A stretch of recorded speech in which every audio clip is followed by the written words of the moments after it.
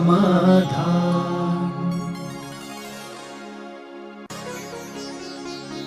नमोस्तु गुरुदेव। गुरुदेव, आपके किस ध्यान में श्रमण संस्कृति बालिका छात्रावास एवं महाविद्यालय खोलने का विचार आया? विचार चलते रहते हैं, विचारों को रोका नहीं जाता। कभी भी विचारों को रोकना नहीं चाहिए। विचार रोकने से जंग लग जाती है। बुद्धि मिली है, उसका उपयोग करो। तो इसलिए जब बालिकाओं को आज दुनिया में जो बालिकाओं की संस्मरण है, हमें सबसे ज़्यादा इस संबंध में, जब मैं कोटा में था, वहाँ एक बालक ने और एक बालिका ने अलग अलग समय पर, बालक ने कहा का मेरा त्याग है, मुझे यह हार देते समय त्यागा था, और 6 महीने से वो एक टाइम भोजन कर रहा था। वो आया, महाराज जी मैं क्या करूं, एक टाइम भोजन करता हूं तो पढ़ाई पे फर्क पड़ेगा, और यहाँ दिन में कहीं मिलता नहीं है। अब मैं धर्म बचाऊं या जीवन बचाऊं, दोनों में से एक होना पड़ेगा। मैं आज तक कभी किसी प्रश्न के उत्तर में मौन नहीं होता। वो प्रश्न पूरा नहीं कर पाता, मैं कहता बेटा उत्तर आ गया, चुपचाप बैठा। पहली बार है जो मैं उसका उत्तर नहीं दे पाया। पहली बार मैं उत्तर नहीं दे पाया। नहीं तो तुम प्रश्न पूछते हो, मैं उत्तर दे देता हूं। उत्तर ही नहीं हुआ। मैंने बोलने का बिल्कुल कुछ भी नहीं, दिमाग शून्य। मैंने उससे कहा बेटा इसका जवाब मैं कल दूंगा। अब 24 घंटे की मोहलत मुझे मांगना पड़ी एक बच्चे के प्रश्न के। जवाब कितना छोटा सा था, लेकिन मेरे पास उत्तर नहीं आया। मैं दिमाग शून्य हो गया। मैंने कहा मैं क्या करूं। मैंने कहा बेटा एक मोहलत तो कल आना। रात में मैं सोचता रहा, सोचते सोचते पता चला कल मैंने उत्तर नहीं दिया। मैंने ये प्रश्न समाज के सामने रखा, और मेरे रखने का तरीका ऐसा था कि उस बच्चे के आने के पहले ही घोषणा हो गई कि यहाँ हॉस्टल बनाया जाए जिसमें दिन में भोजन मिलेगा। जब शाम को दोपहर में 3 बजे के क्लास के बाद आया, मैंने कहा बेटा धर्म भी बचेगा और जीवन भी बचेगा। ऐसे ही दूसरे चतुर्मास के बाद जब वहां गया तो एक बच्ची ने अपने आप बीती सुनाई। हम किस ढंग से रह रहे हैं, हमारे साथ क्या हो रहा है, हम कैसे जी रहे हैं, उसकी पूरी कहानी सुना करके मैं दहल गया। दूसरे दिन ही बालिका छात्रावास की स्थापना हो गई। मतलब वैसे मेरे लिए कोई फर्क नहीं पड़ता, लेकिन मैं दहल गया, जैसे तुम्हारे संस्थान के लिए दहल गया था ना। ऐसा ही जब देखा कि आज सारी बच्चियां बहुएं नहीं हैं, अभी वो शुद्धि बोलना नहीं जानती, उनको यही ज्ञान नहीं है कि महाराज को नमोस्तु बोलना है। तो चर्चा चली कि ऐसा कैसे संभव है क्या, क्योंकि बच्चियों के लिए ऐसा कोई स्थान था ही नहीं। 2000 वर्ष में अभी तक कोई भी रिकॉर्ड नहीं है कि कहीं बच्चियों को पढ़ाने का शास्त्रीय आचार्य के छात्रावास हो। लड़कों के तो थे, गणेश प्रसाद वर्णी जी ने किनके खोले थे, बहुत स्कूल खोले, और छात्रावास भी बहुत थे। मुरैना है, सागर है, साड़ूमल है, बरुआ सागर है, मड़ावरा है, बनारस है, बहुत सारे स्थानों पे खोले थे।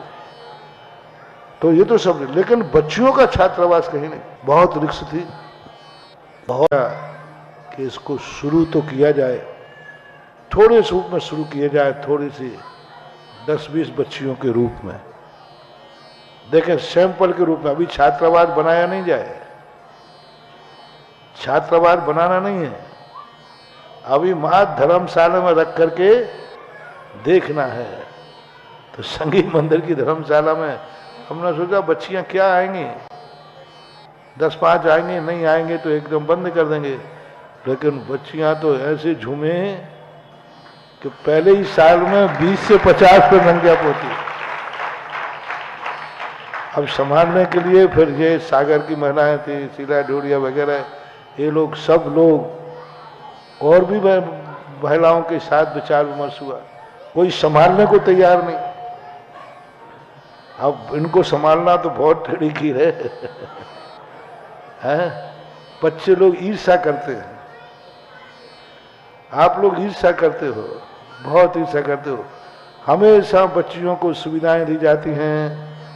देखो बच्चियों को एसी में रोका, हमें डाल दिया महावीर चिकित्सालय में। मैं सब जानता हूं, इतना नहीं, तुम ये मत समझना कि मैं कोई, मेरी खोपड़ी बहुत तेज है। तुम समझो ये कौन है, ये तुम्हारे में से किसी की बहनें हैं। तुम्हें यदि कहीं ट्रेन में सुरक्षित स्थान मिलेगा तो तुम सुरक्षित होगे कि अपनी बहन को करोगे? फिर ये कौन है?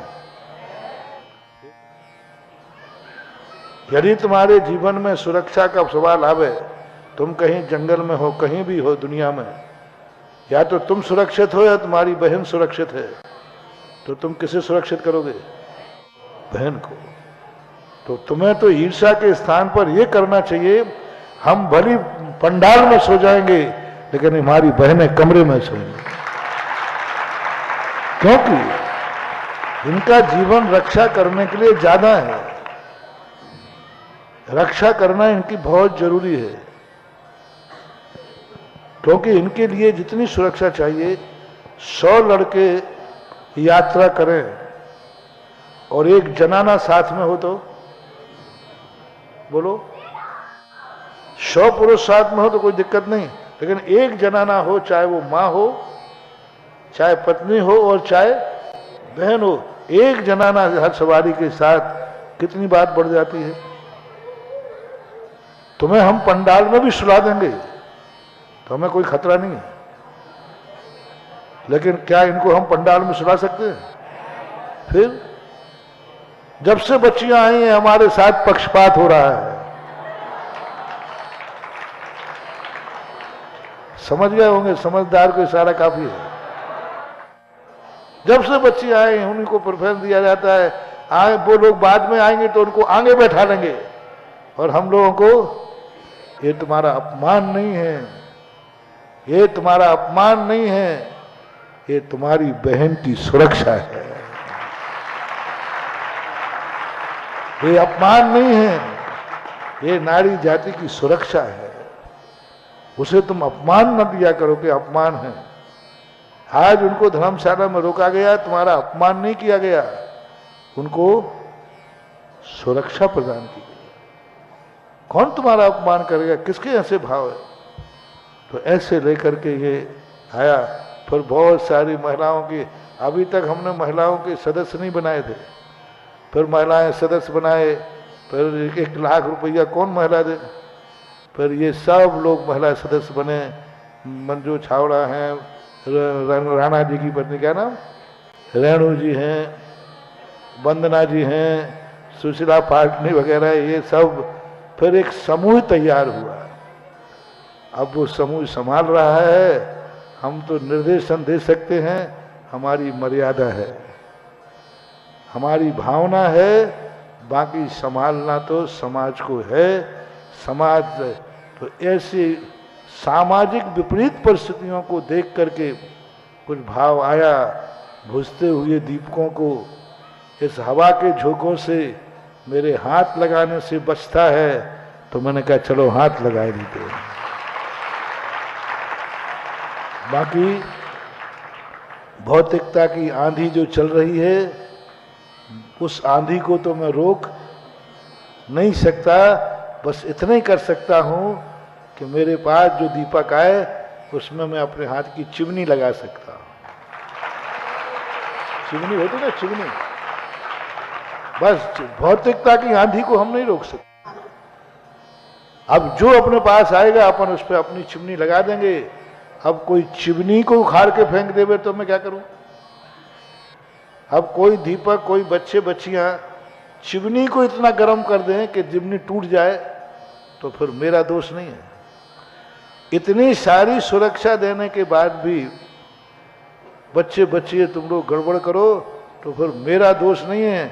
मेरे पास तो जितनी चिमनी है उतनी ही लगा दूंगा। ऐसे भाव के कारण एक संस्कृति, संस्कार जीवित हो, जितना बचा सकता हूं बचा रहा हूं। नमोस्तु गुरुदेव। कुछ लोगों की मानसिकता ये बनी हुई है कि जो हमने कर्म किए हैं तो उसके कारण हमारे भाग्य में पहले से ही ये सब कुछ लिखा गया है, जिस कारण वे पुरुषार्थ करना छोड़ देते हैं। कृपया समाधान करें। लिखा किसने? लिखा किसने ये पूछो। किस्मत में जो लिखा गया है ठीक है, लिखा किसने है? स्वयं ने लिखा है। जब स्वयं ने लिखा है और भोगना भी किसको है? स्वयं को। तो स्वयं भी उसको काट भी सकता है। यदि किस्मत में लिखा भोगना ही पड़ेगा तो फिर पुरुषार्थ नाम की चीज खत्म हो जाएगी। पुरुषार्थ से हम बचा सकते हैं और कम से कम पुराने कर्म को भोगना भी पड़ेगा तो कम से कम नए कर्म के बंध से हम बच सकते हैं। जो कुछ किया विगत में कुछ पुण्य पाप, वह आ रहा उदय में स्वयमेव आप। होगा न बंद जब लो तब लो न राग, चिंता नहीं उदय से वन वीत राग। जो कुछ किया है वो उदय में आएगा, आएगा ठीक है, देगा फल, लेकिन आगे के कर्म के बंध से तो हम बच ही सकते हैं। इसको दो दृष्टियों से समझना। जो कर्म बंध किया है उससे हम बच भी सकते हैं, क्योंकि द्रव्य क्षेत्र काल भव। जैसे हम उदाहरण तुम्हें देते हैं, मेरे अंतराय कर्म का उदय आने का समय 12 बजे है। अब क्या करेगा 12 बजे वो मेरा? क्योंकि उस समय मैं क्या हूं? अब देखना मेरे अंतराय कर्म कितने खत्म हो जाए। मात्र 10 से 11 से जो भी समय होता ना, उस 1 घंटे में कर्म आएगा तो हमें भोजन नहीं करने देगा, बाकी मैंने ही त्याग दिया। ऐसे यदि हमारा अभी क्रोध कर्म का उदय आएगा, आना है, लेकिन उस समय महाराज के सामने तुम बैठे हो, अब वो कर्म का उदय तो आएगा लेकिन वह बिना फल दिए जाएगा और या फिर वो ट्रांसफर हो जाएगा। तो ऐसी बात नहीं। भगवती आराधना कार ने लिखा, कर्म हमने ऐसे किए हैं जैसे आम के पेड़ पर मोर। कितना मोर, उनको उदाहरण देना है। मोर होता ना, मोर आम में कितना होता है? यदि सारा मोर फल जाए तो पेड़ ही टूट जाएगा। तो अब बोलो, मोर इतने पाप किए, इतने कर्म बांधे अपन ने एक एक समय में मोर के समान, अब वो मोर कितना गिर जाता है नीचे?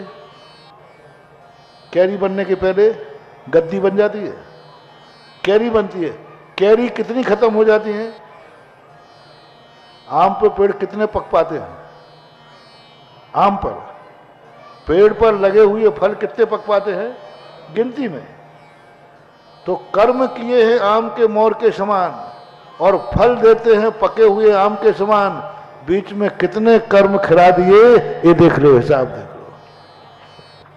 इसलिए ऐसी बात नहीं है। कर्मों की लकीरें पुरुषार्थ करने से किस्मत की भी लकीरें बदल जाती हैं, क्योंकि वो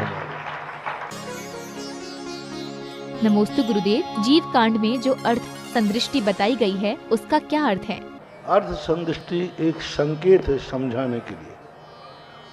जैसे किसी चीज को समझाने के लिए आप लोग ज्योमेट्री का प्रयोग करते हैं, रेखा गणित। रेखा गणित को हमें समझाना, वर्तुल कैसा होता है, गोल बना दिया।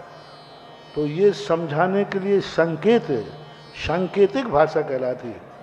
उस संकेत से अर्थ की तरफ जाना है और वो संकेत हमें उस अर्थ को बताता है। यदि ऐसा लिखा है तो उसका अर्थ ये जानना चाहिए। हालांकि अर्थ संदृष्टि ही सारी दुनिया है। ये जो किताबों में है अर्थ संदृष्टि है। ऐसा आकार बना हो तो आ जानना, ऐसा आकार बना हो तो का जानना। ये आकृति जो तुमने दी है यही तो अर्थ संदृष्टि है। तो अपन सबने मान लिया कि ऐसा बना है तो ये इसका अर्थ है, इसको का बोलते हैं, इसको खा बोलते हैं। ये अर्थ संदृष्टि है। ऐसे ही अर्थ संदृष्टि में लिखा जाता है, ऐसा चिन्ह बना है तो इसका अर्थ है यहाँ असंख्यात लेना, अनंत लेना। जिस संकेत से हम अर्थ की तरफ चले जाते हैं उसको अर्थ संदृष्टि बोलते हैं, जिसके माध्यम से हम काल्पनिक मानदंड करते हैं उसको अंक संदृष्टि बोलते हैं। नमोस्तु गुरुदेव, कर्मों की विसंयोजना और क्षय में क्या अंतर है? विसंयोजना और क्षय में अंतर है। विसंयोजना में अनंतानुबंधी की मात्र विसंयोजना होती है, बाकी सभी कर्मों का क्षय होता है। विसंयोजना का अर्थ होता है अपने द्रव्य को दूसरे द्रव्य में परिणमन करा देना, दूसरे द्रव्य में कभी मौका पड़ने पर वापस ले जाना, इसलिए उसको विसंयोजना होती है। संक्रमण में संक्रमण करा दिया वापस नहीं आएगा, क्षय में नष्ट कर दिया अब नहीं आएगा।